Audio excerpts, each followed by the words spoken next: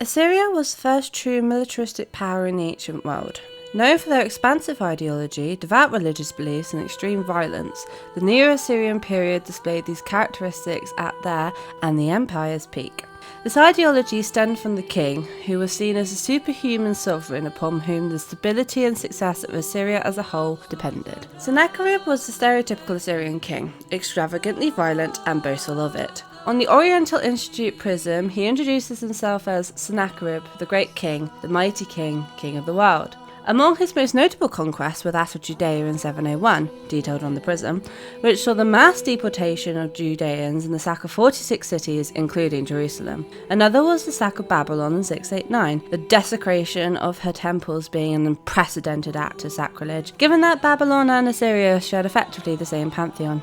Assyrian succession was not a primogeniture, but when Sennacherib demoted his crown prince of 12 years for one born by his favourite wife Nicaea, he perhaps should have expected the chaos to follow. Sennacherib's wife Nicaea was the most documented Neo-Assyrian woman, achieving unprecedented public visibility during her life. The Hebrew Bible compares Nicaea to Jezebel, especially her youth, beauty, and erotic nature. Assyrian kings styled themselves as the perfect warrior male, emphasizing masculine characteristics to demonstrate their right to rule. However, as with Jezebel, Nicaea also ruled as queen mother and stood out as a powerful woman in a male-dominated monarchy. The king led the empire, and a diverse court that worked beneath him shared one goal: to serve and help the king.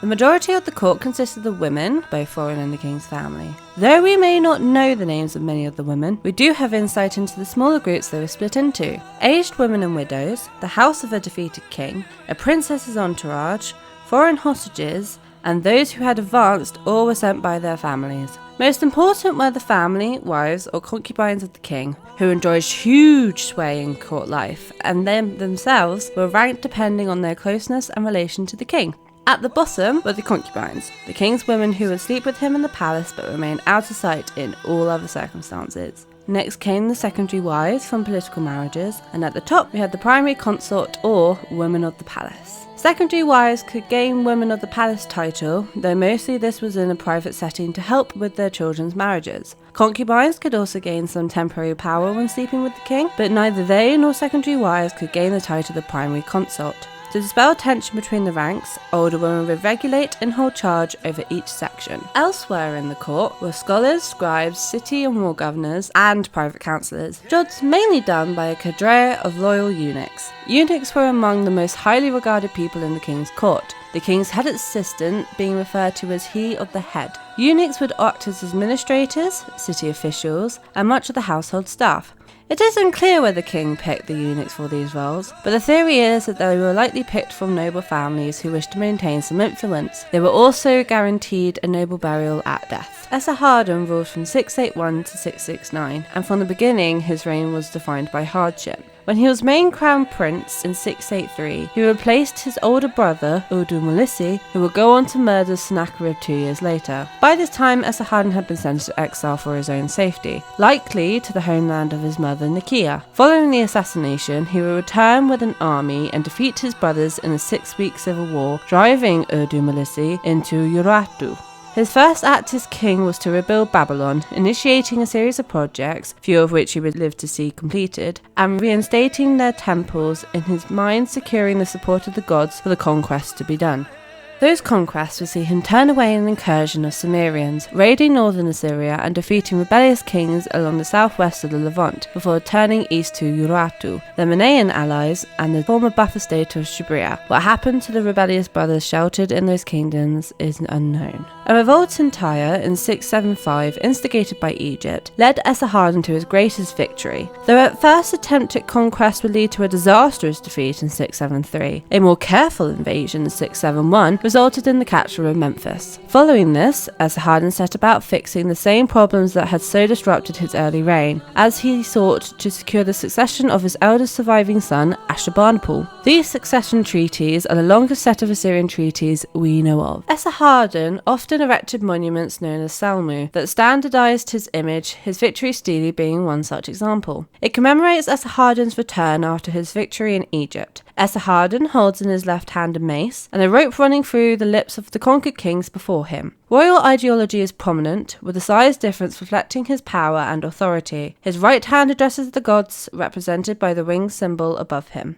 The beard, which here looks artificially curled and trimmed, was the ultimate symbol of manhood to the Assyrians, the mark of a strong, honourable king. Nicaea had a prestigious influence on the reign of Esarhaddon, most of our information on her dating back to his reign. We have a number of letters addressed to and mentioning her, amongst them being an inscription from the palace Esarhaddon had built for her. It was in her name that, around 670, the Loyalty Treaty of Nicaea-Zakutu was created, compelling the Assyrian court and her territories to accept and support the incoming reign of Ashurbanipal. Her power peaked when she administered the oath at his coronation. Ashurbanipal started his rule with war.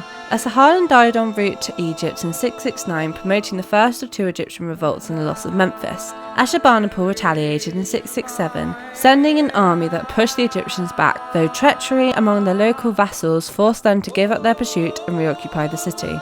The second Egyptian revolt started in 663, saw all of Lower Egypt lost, forcing Ashurbanipal once again send in an army, though this time they reached Thebes and sacked it. Following years would see the subjugation of Tyre in 662, the recapture of Manaean territory in 660, quarrels with the Cimmerians in Anatolia, a small campaign against Medes, and in 653 his famous victory in Tiltuba to reinstate the pro-Assyrian king in Elam.